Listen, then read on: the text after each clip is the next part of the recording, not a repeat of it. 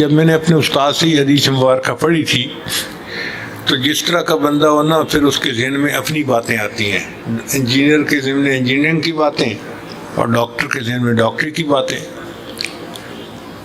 تو میرے استاد نے مجھے احتمالات بتایا کہ یہ وجہ تھی، یہ وجہ تھی، یہ وجہ تھی، یہ وجہ تھی.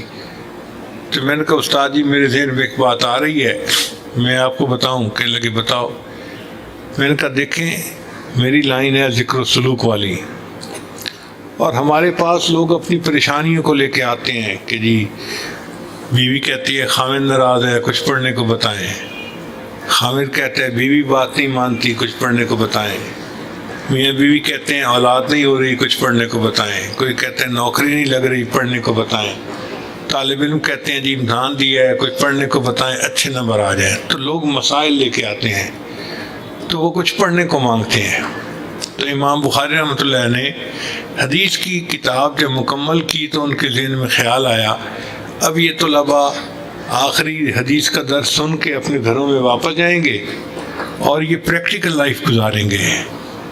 بچے بچیوں کی شادیاں ہو جائیں گی تو بچیوں کو سسرال میں ٹائم گزارنا پڑے گا، اور لڑکوں کو اپنی بیویوں کے ساتھ بچوں کے ساتھ وقت گزارنا پڑے گا. تو زندگی کی مشکلات سے ان کا واسطہ پڑے گا. اب ان مشکلات کے حل کے لیے ان کو میں کوئی عمل بھی بتا دوں تاکہ یہ عملیات والوں کے پیچھے نہ بھاگتے پھریں. تو امام بخاری رحمۃ اللہ نے اس حدیث تسبیح کو سب سے آخر پہ بیان کر دیا، چونکہ تسبیح پڑھنے سے اللہ تعالیٰ مشکلات کو آسان کر دیتے ہیں. اب اس کی ایک دلیل ہے کہ حضرت یونس علیہ السلام اللہ کے پیغمبر تھے. اللہ کی منشا سے وہ مچھلی کے پیٹ میں چلے گئے، ایک مچھلی نے ان کو کھا لیا تھا. تو مچھلی کے پیٹ کے اندر وہ اندھیرے میں تھے اور وہاں سے نکلنے کا کوئی طریقہ نظر نہیں آتا تھا. کیسے نکلیں؟ تو انہوں نے اللہ کی تسبیح بیان کی تھی، لا الہ الا انت سبحانک انی کنت من الظالمین. اللہ فرماتے ہیں فلولا انہ کان من المسبحین، اگر یونس علیہ السلام اللہ کی تسبیح بیان نہ کرتے للبث فی بطنہ الی یوم یبعثون، تو وہ قیامت تک مچھلی کے پیٹ کے اندر ہی رہتے، قیامت تک مچھلی کے پیٹ کے اندر ہی رہتے. مگر تسبیح پڑھنے سے اللہ نے ان کو مچھلی کے پیٹ سے نجات عطا فرما دی.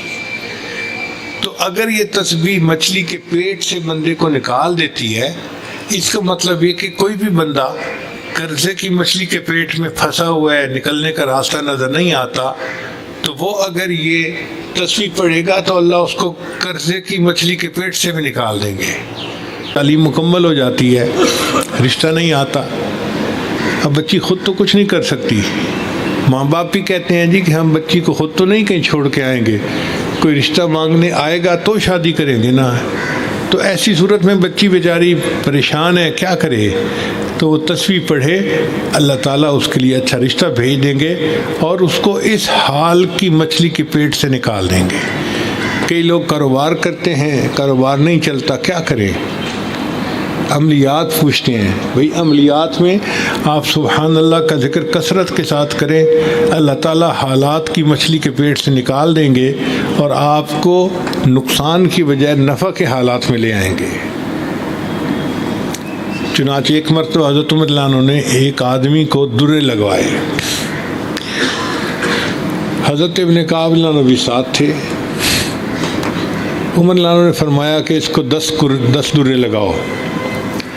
اب جب پہلا درہ پڑا نا تو اس زمانے کے مجرم بھی ایسے تھے کہ مجرم کو ڈنڈا پڑا اور اس نے کہا سبحان اللہ.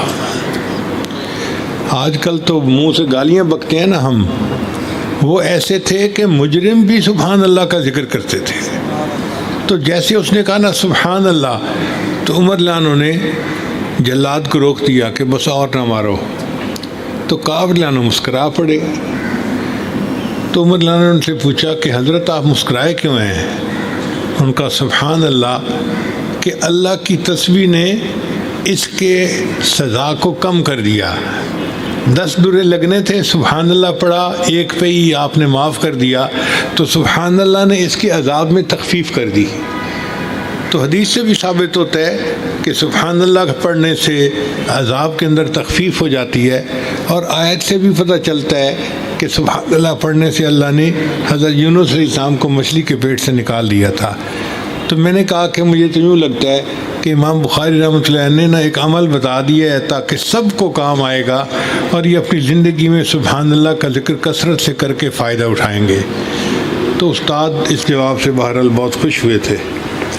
اللہ تعالیٰ ہمیں کثرت کے ساتھ اپنا ذکر کرنے کی توفیق عطا فرمائے، اور اللہ تعالیٰ ہماری آج کی اس مجلس میں آنا قبول فرمائے، اور جن بچیوں نے آج بخاری شریف کا آخری سبق سنا ہے، اللہ تعالیٰ ان کی اس محنت کو قبول فرمائے، ان کے گھر والوں کی محنت مجاہدے کو قبول فرمائے، اور اللہ اس مجلس کو ہمارے لیے بخشش کا ذریعہ بنائے۔ وآخر دعوانا ان الحمد للہ۔